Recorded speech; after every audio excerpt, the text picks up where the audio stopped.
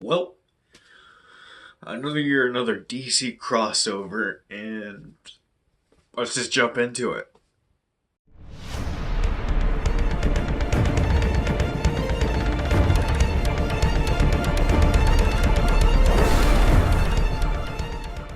Alright, so if you didn't know, every single year the DC Arrowverse basically has this thing called a crossover at this time of year.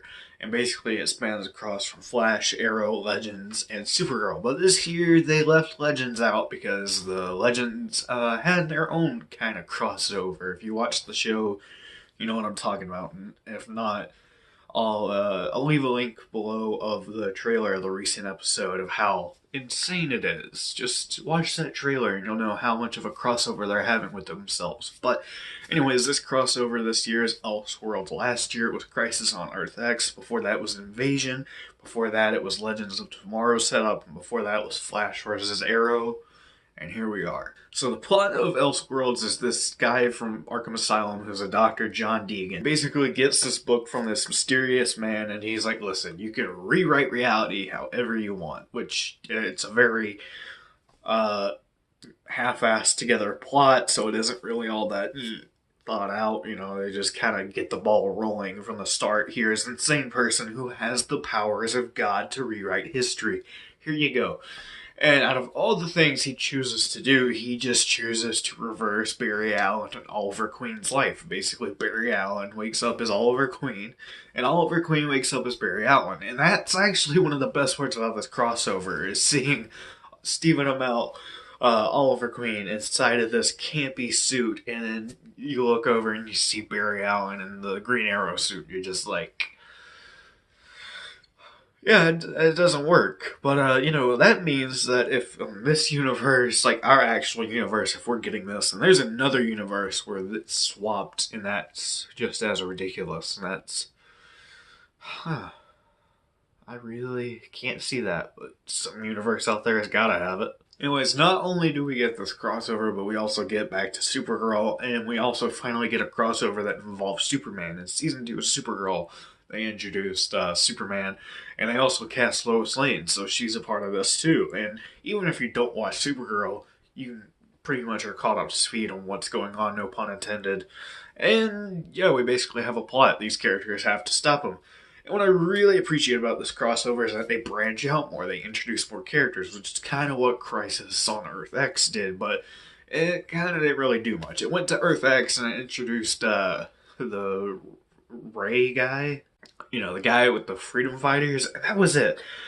And while that was okay, like, it was so forgettable that they gave him a freaking straight to DVD cartoon series that you can watch for free on the CW app. But other than that, they actually are making a spin-off out of this one that they introduced. They go to Gotham City and they don't introduce Batman, but they make a lot of mentions about Batman, which as Batman being my favorite, really well appreciated. They handled that pretty well. But they get introduced by none other than Kate Kane, also known as Batwoman. I don't, as much as a Batman fan as I am, I don't know much about Batwoman.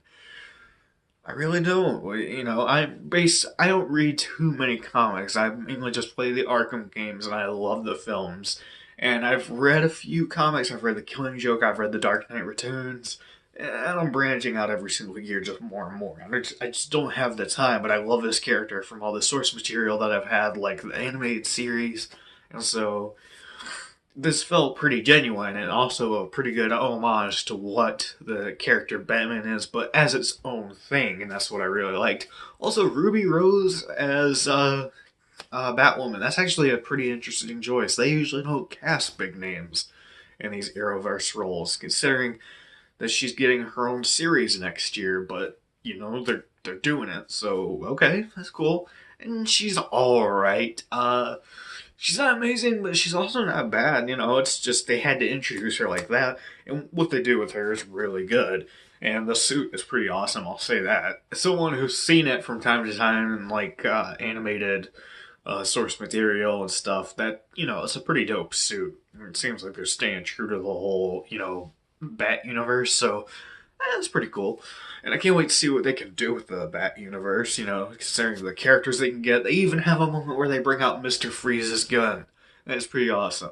All in all, one of my favorite messages about this is that it plays on the opposites of Barry and Oliver about what they stand for. Barry Allen is very charismatic and he lives through a lighthearted side, so whenever he's playing pranks on Oliver Queen, as in shooting him in the back, they even have this moment where it's like, no, you're doing it for this different reason. And the very first Flash versus Arrow episode in season 1 of Flash, Oliver's teaching Arrow, about training. And whenever Barry does it in this crossover, he does it for a good laugh. And Oliver is like, dude, I didn't do that, for a good laugh. I did it because I was teaching you. And then they go into this really good talk about how Barry's more of a charismatic person, and every time that Oliver has to pull back that bow or do a dramatic choice, he's always thinking about all the people they lost and everything that he had to do to get to that moment of that moment.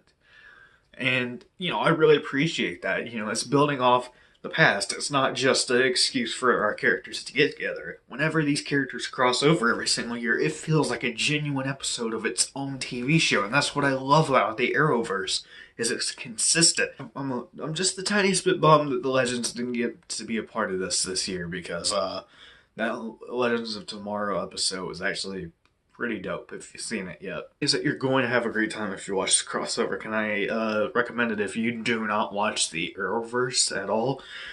I don't know. Maybe you could watch like the first episode of Flash and Arrow and then pick this up on Google Play or iTunes or Amazon. And maybe, by the grace of a God, just understand some of it. But you've got a lot to, a lot of history there. But also, there's a pretty cool tease they do at the end of this, which is based on a comic series from the 1985, which wielded together all of these other different DC universes.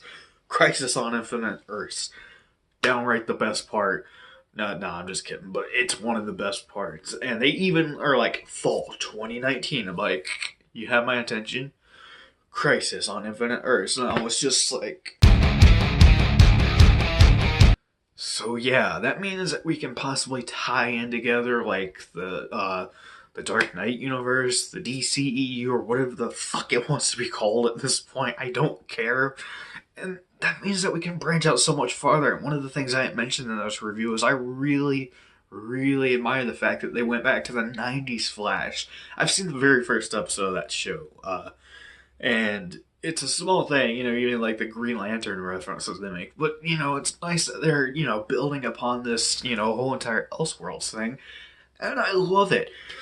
And, yeah, basically I really liked Elseworlds. I didn't love it as much as Crisis on Earth X. In fact, I rewatched Crisis on Earth X to prepare for this, and that one feels more like a straight to something that you could put in theaters if you edit it right. I actually want to make that one of my goals, to make an edit of it. But I'm struggling because, there's a bunch of cut to commercial points, for the Arrowverse.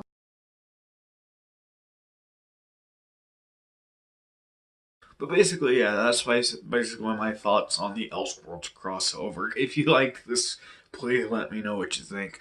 I had a blast watching this, and I can't recommend it enough. If you are a DC fan, you may be able to jump onto it. Like I said, I'd recommend watching the first episode of Arrow and Flash first before you go here, because, but next year, hey, you got plenty of time to binge all these shows before, before we get there. So good luck, and I'll see you guys on the next one. And if you like my videos, I just wanted to say that I really recommend a Flash Season 1 video I did a couple months ago. I'm very passionate about, and I'm really happy that I finally did it.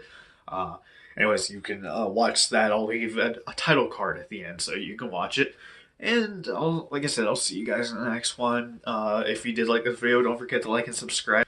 And I'll see you guys in the next one. And amen out.